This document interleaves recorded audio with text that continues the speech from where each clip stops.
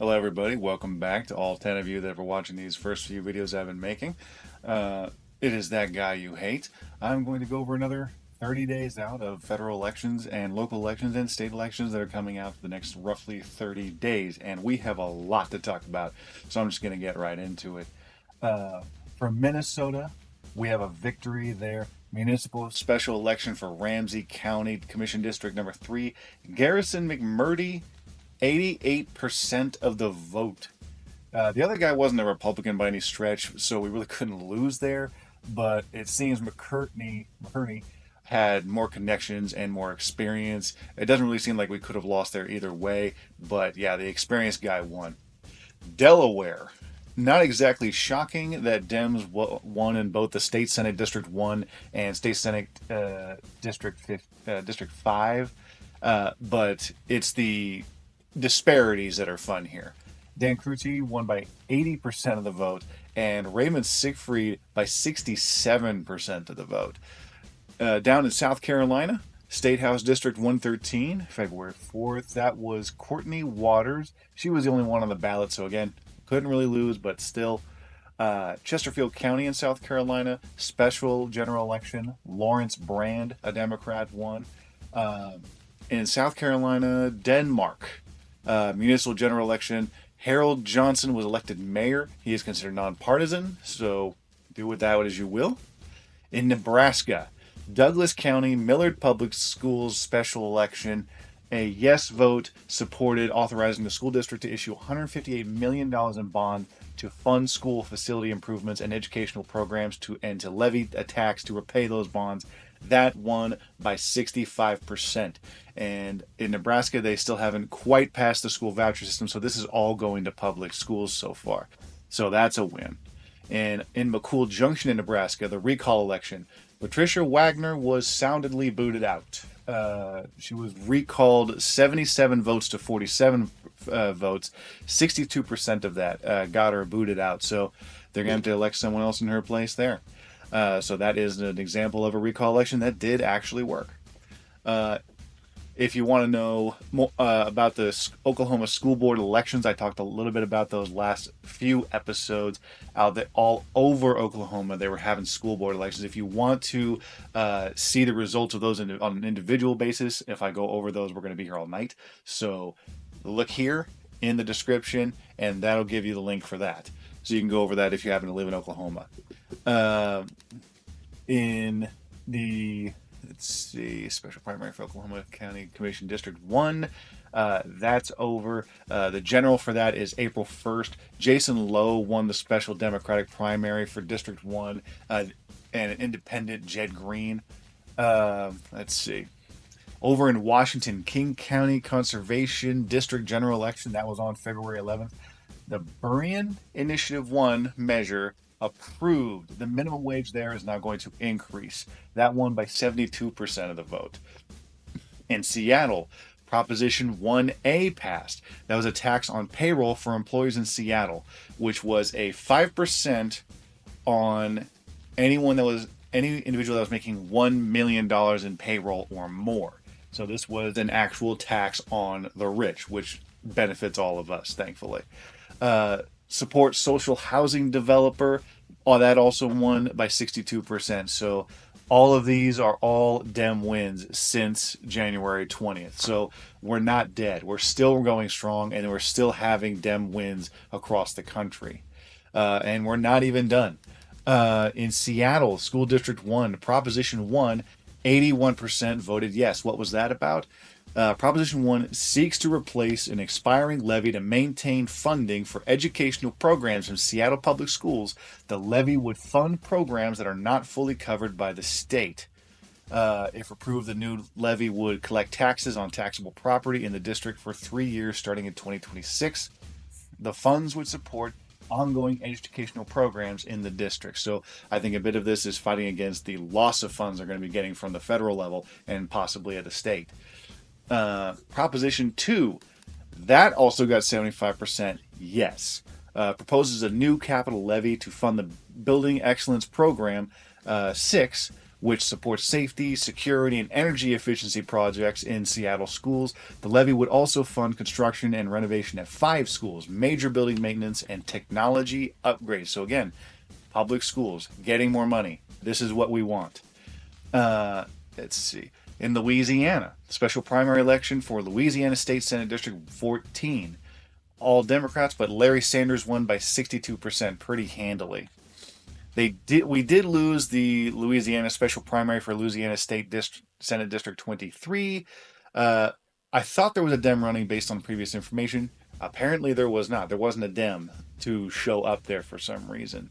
So that ends the wins and losses, but as you can see, we are still going very strong. A lot to be hopeful for. Schools getting funding and Dems winning in elections across the country. So we're not done with this yet.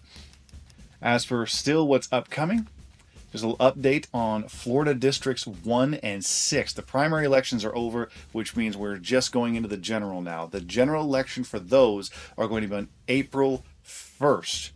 There's not a lot of hope for these, unfortunately. One of them, Special District 1, has been Republican since at least 95. Uh, but it's still possible. With a national attention, you never know what could happen. If we can get the Dems on the federal level to get people to pay attention to it, or what, we can spread the word. Who the hell knows? As if we can do something, maybe we can work with it. The Republican there is Jimmy Patronis versus Miss Gay Valamont, who is our Democrat in that election. In District 6, that one's been Republican since '89. Walz, the last election, not Tim Walt, but another guy named Walz, he won 2/3 of vote for the Republicans last time. That one has slightly more hope than the other one does.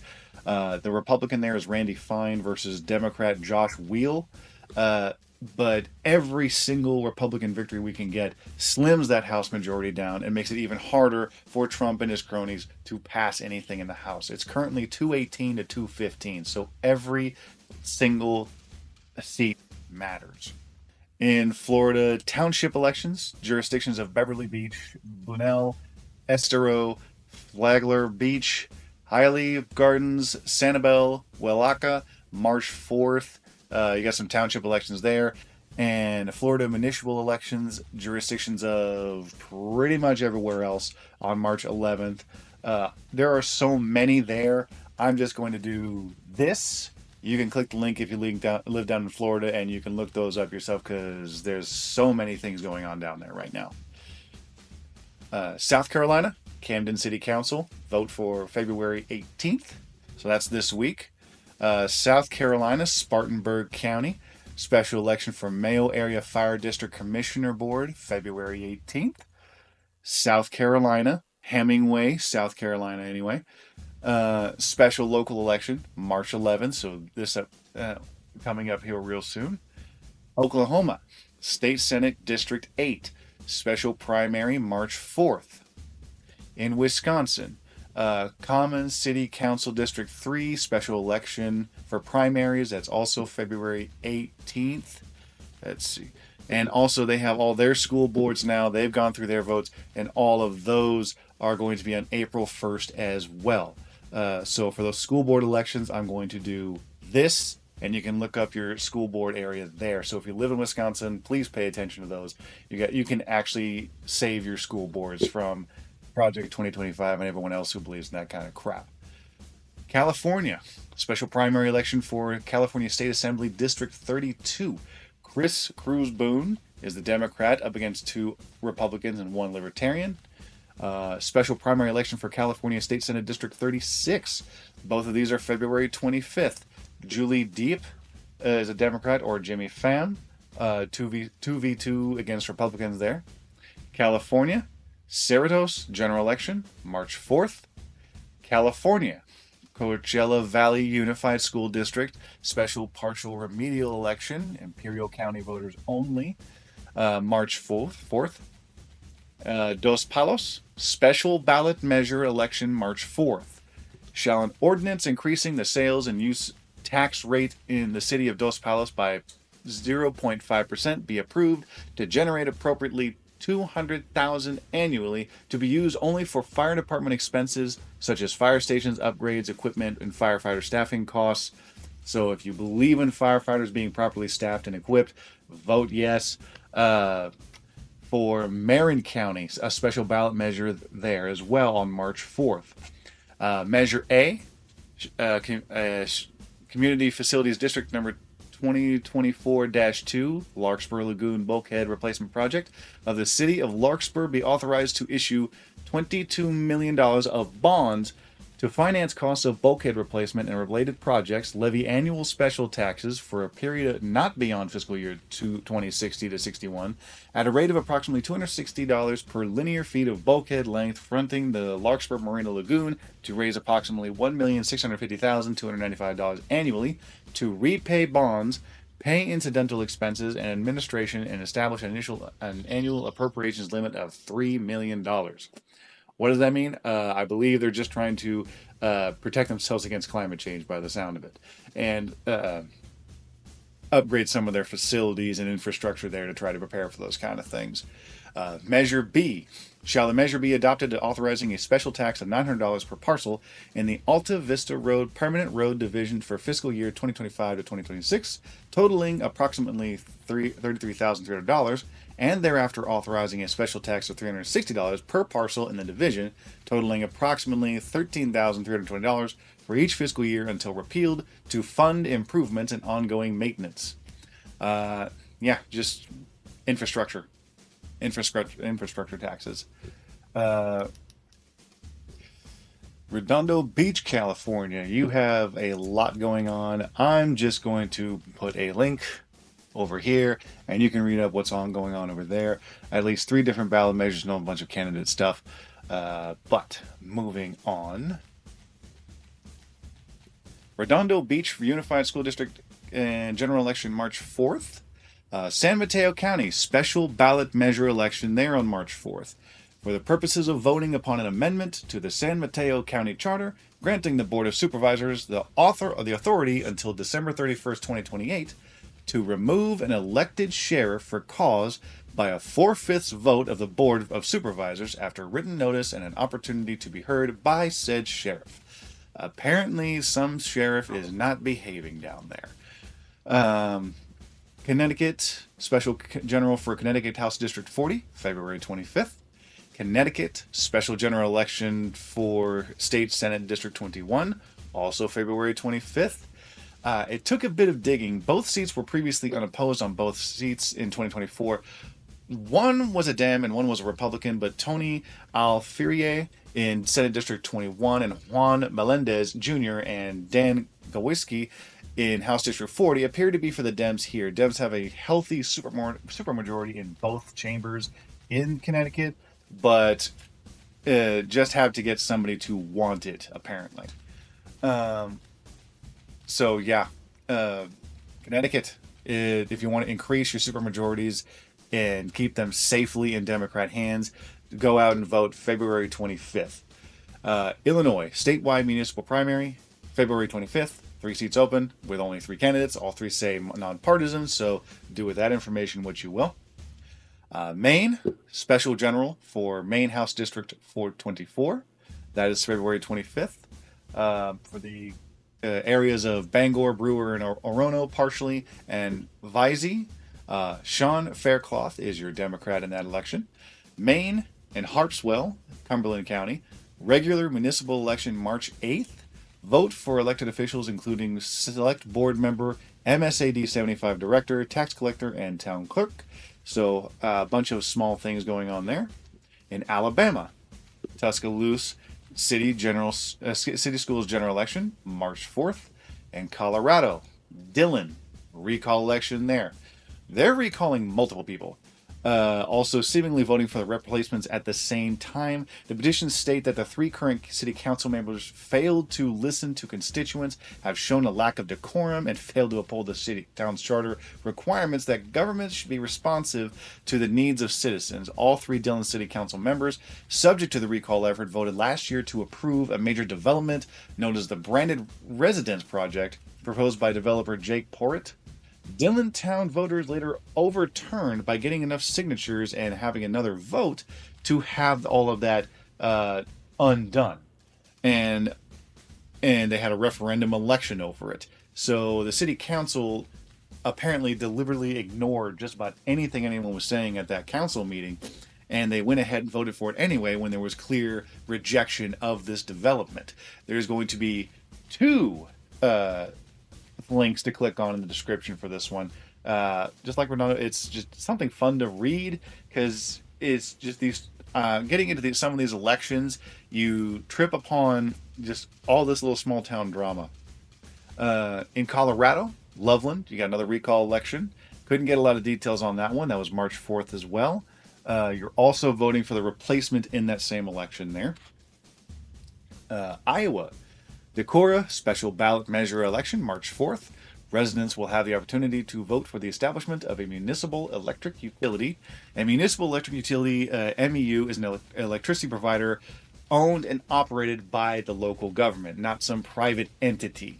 And it seems more and more people are doing this across the country, and frankly, it doesn't sound like too bad of an idea anyway. Uh, Iowa, special election for Iowa House of Representatives District 100, March 11th. Missouri, St. Louis primary election, March 4th.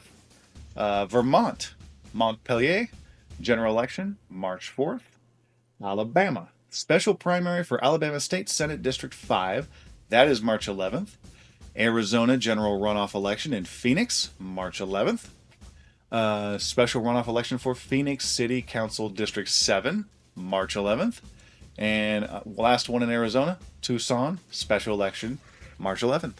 And let's see, Georgia, Cobb County, special primary runoff, March 11th.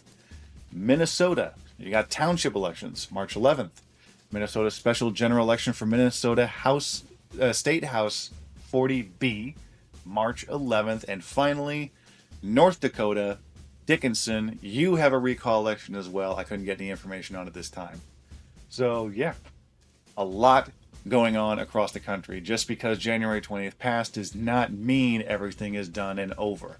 If we build strong fortresses at the local and state level, we can still repel against federal influence. So, this is exactly what Republicans have been doing for decades at this point, taking over things at the local level and therefore burdening state and federal control and just fighting back that way. And I think we need to do the exact same thing. So while all of these things may seem to be small, they are worth it at every level.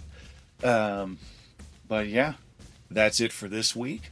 I am hoping to have my first long form video coming out in the next week or so. Hopefully, someone will watch that as well. Um, it's, I think to move forward, we have to start solving our problems that we already have.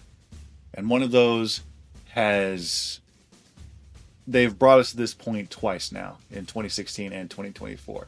And that problem is third party and non voters. And